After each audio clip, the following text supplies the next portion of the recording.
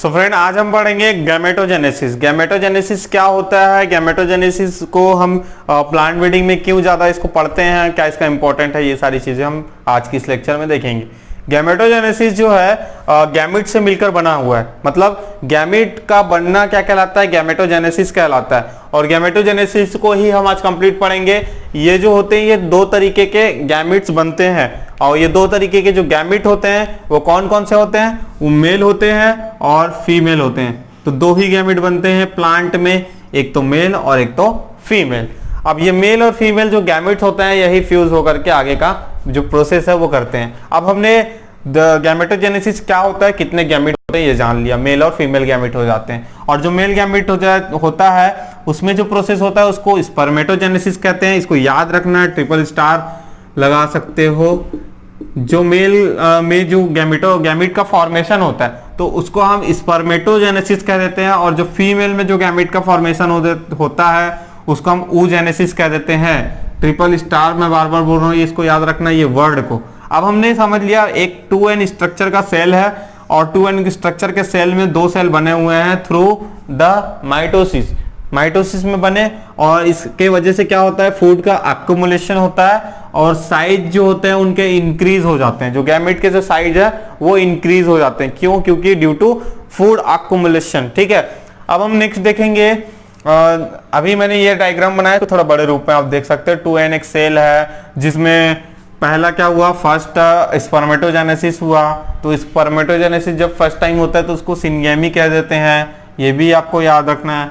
और ये जो एक सेल है वो दो सेल में कन्वर्ट हो जाता है। यहीं पास एक स्टेज आता है जिसको सेकेंड स्पर्मेटोजेनेसिस स्टेज कह देते हैं, और इस स्टेज के बाद से क्रोमोसोम नंबर जो होते हैं वो आधे हो जाते हैं, हाफ हो जाते हैं, ये भी आपको याद रखना है। ये चीजें जो है आपको मियोसिस माइटोसिस को आप कंप्लीट जब पढ़ोगे तब आपको अच्छे से समझ में आएगा। ठीक है, यहां तक आपने समझ लिया। अब एक स्ट्रक्चर है, जो स्ट्रक्चर मैंने सबसे पहले ही बना चुका हूं, आपको डिस्कस भी कर चुका हूं इसके बारे में। जो फ्लावर के स्ट्रक्चर होते हैं उसमें स्टिग्मा पाया जाता है, ओवरी से अटैच स्टिग्मा होता है, इसी में पॉलन आता है, इसी में फर्टिलाइजेशन पॉलिनेशन होता है। ठीक है, और यहाँ पर नीचे में जो होता है, ओवरी के नीचे में एक प्रोगेमी जिसे कहते हैं, प्रोगेमी एक माइक्रोपोर जो होता है उसको प्रोगेमी कह देते हैं। वहां से जो पॉलन ट्यूब है वो एंट्री करता है, मतलब पॉलन ट्यूब यहाँ से एंट्री करेगा और जो है अपना फर्टिलाइजेशन का पूरा कंप्लीट प्रोसेस सीड डेवलपमेंट का करेगा। स्टिग्मा आपने समझ लिया। इंट्यूगमेंट किसको कह देते हैं, ये यहाँ से जो जुड़ा होता है स्टिग्मा उसको इंट्यूगमेंट कह देते हैं, और ये एक माइक्रो प्लांट बनाने का कोशिश करता है। ठीक है, यहाँ तक आप समझ गए। अब एक वर्ड आता है डबल फर्टिलाइजेशन, ये भी काफी इंपॉर्टेंट वर्ड है। डबल फर्टिलाइजेशन और ट्रिपल फ्यूजन, ये क्वेश्चन आ जाता है जीआरएफ प्लांट साइंस के एग्जाम में। अब हमको ये समझना है डबल फर्टिलाइजेशन क्यों कहते हैं और ट्रिपल फ्यूजन क्यों कहते हैं। ठीक है, तो हमको ये समझना है डबल फर्टिलाइजेशन में जाहिर सी बात है कि डबल टाइम फर्टिलाइजेशन होगा, एक बार और दो बार। फर्स्ट टाइम जो फर्टिलाइजेशन होता है उसको हम सिनगैमी कह देते हैं। क्या कहते हैं, सिनगैमी। और सिनगैमी जो होता है इसमें क्या क्या होता है देखिएगा। मेल गैमिट होते हैं, वो क्रॉस किससे होते हैं, एग सेल से। मैंने एक 8 सेल स्ट्रक्चर आपको बनाया था, एक छोटा सा आपको यहाँ पर बना के थोड़ा सा बताता हूँ। ऐसे मैंने यहाँ पर सेल बनाया था, ऊपर 3 इसी बीच में जो है 2 न्यूक्लियस पाए जाते हैं। इसको मैंने 7 सेल और 8 न्यूक्लियस स्ट्रक्चर कहा था। ठीक है, कंफ्यूज नहीं होना है, बीच में मैंने बना दिया हूँ। इसके ऊपर बैकग्राउंड काला वाला डाल देता हूँ जिससे आपको समझ में आए, ये इसका टॉपिक नहीं है, यहाँ की बात कर रहा हूँ मैं। तो ये स्ट्रक्चर अगर आपको याद होगा तो इस स्ट्रक्चर में मैंने आपको ये बताया था कि जो यहाँ पर जो एग सेल पाया जाता है वो फर्टिलाइजेशन में भाग लेता है। तो वही एग सेल जो है फर्स्ट जो फर्टिलाइजेशन होता है उसमें भाग लेता है, और ये एग सेल जो होते हैं मिल करके दोनों अब एन कंडीशन में है, मतलब हैप्लॉइड कंडीशन में है ना। एन मतलब हैप्लॉइड, 2n डिप्लॉइड होता है, ये भी याद रखना है। तो एन कंबाइन होकर डिप्लॉइड बनाता है, मतलब 2n बना देता है। और 2n बनाने के बाद में क्या होता है, जाहिर सी बात है जाइगोट बनता है, और जाइगोट बनने के बाद में इम्ब्रियो बनता है, इम्ब्रियोजेनेसिस जिसको कहते हैं, उसके बाद प्लांट बनता है। ठीक है, ये हो गई फर्स्ट फर्टिलाइजेशन की बात। सेकेंड फर्टिलाइजेशन क्या होता है, सेकेंड फर्टिलाइजेशन जो टर्म है ये दूसरी बार का जो फर्टिलाइजेशन है उसको बता रहा है। इसमें ऊपर मैंने लिखा हूं, ध्यान दीजिएगा, मेल गैमिट होता है और सेकेंडरी न्यूक्लियस होता है। तो यहाँ पर मैंने ये जो डायग्राम बनाया, यहाँ पर सेकेंडरी न्यूक्लियस बीच में जो होता है उसके साथ में ये क्या कर रहा है, फर्टिलाइजेशन हो रहा है। तो मेल गैमेट एन होता है, मतलब हैप्लॉइड होता है, और जो सेकेंडरी न्यूक्लियस है वो डिप्लॉइड कंडीशन में होता है। आपको याद रखना है यहाँ पर 2 न्यूक्लियस पाए जाते हैं, इसलिए इसको 8 न्यूक्लियस स्ट्रक्चर कहते हैं। यहाँ पर 2 न्यूक्लियस पाया जाता है, लेकिन सेल एक ही है, ठीक है। बार बार मैं इस चीज को, और थर्ड एंडोस्पर्म स्टेज इसी को कहते हैं। थर्ड एंडोस्पर्म स्टेज क्यों कह देते हैं? क्योंकि एन जो है एक है और 2n एक तरफ है, तो दोनों प्लस होकर 3 बना देते हैं, तो 3n एंडोस्पर्म का स्टेज हो जाता है। और इसी कंडीशन को ट्रिपल फ्यूजन, ठीक है, 2 और 1 ट्रिपल फ्यूजन और डबल फर्टिलाइजेशन कहते हैं। तो ट्रिपल फ्यूजन, डबल फर्टिलाइजेशन, ये आपको थोड़ा सा क्लियर हो गया होगा। और यही जो प्रोसेस है वो गैमेटोजेनेसिस का प्रोसेस होता है, ठीक है।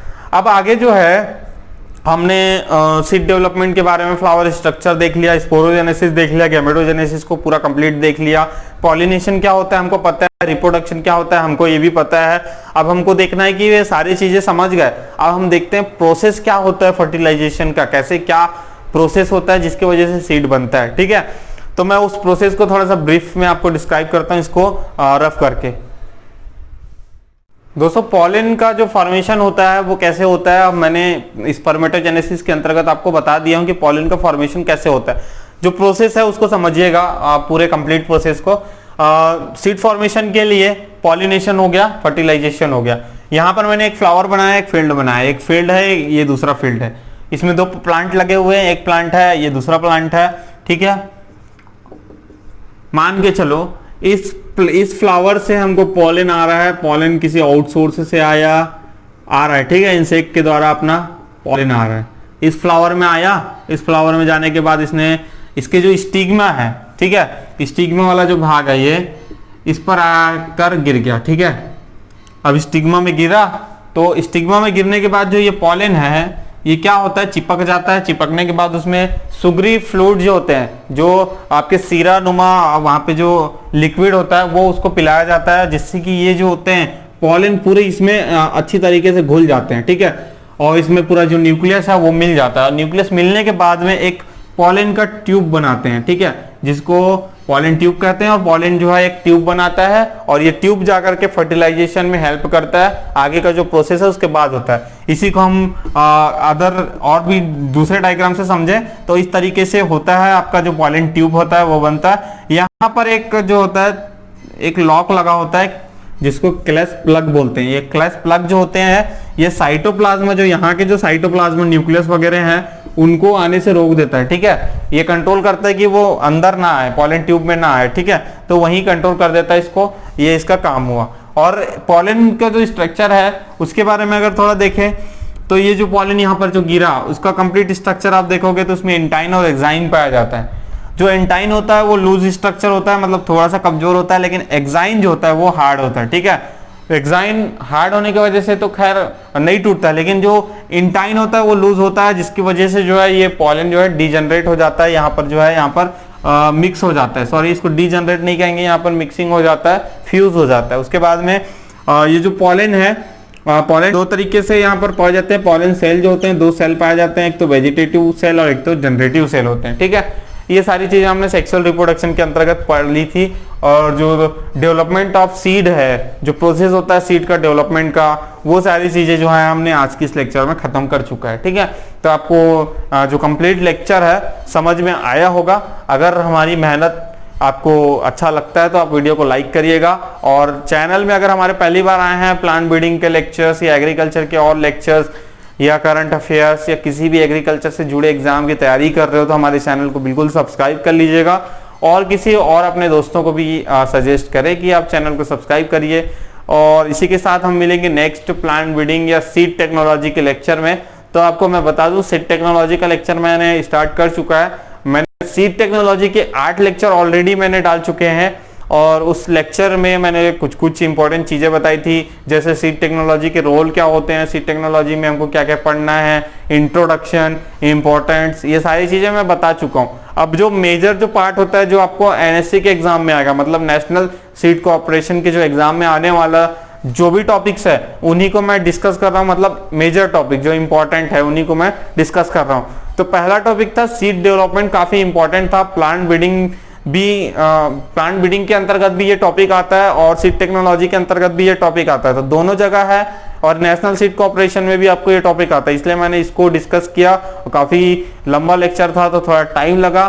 तो दोस्तों मिलेंगे हम नेक्स्ट वीडियो में सीड जर्मिनेशन के टॉपिक के साथ, ठीक है। धन्यवाद। मिलता रहे दोस्तों। इस वीडियो में पढ़ाए गए सारे लेक्चर PDF नोट्स आपको dhanukaagri.com में मिलेंगे। कॉम्पिटिटिव बुक हो गया, ICAR JRF CET के YouTube videos, articles, agriculture notes, PDF PPT, handwriting notes and notification. आप हमें सोशल मीडिया पर भी फॉलो कर सकते हैं, जैसे हमारा लिंक है टेलीग्राम के लिए Indian agriculture student group, and Facebook group में आपको ICAR JRF plant science Indian agriculture. Instagram page पर आप हमें फॉलो कर सकते हैं, धनुका एग्रीकल्चर के नाम से हमारा पेज है।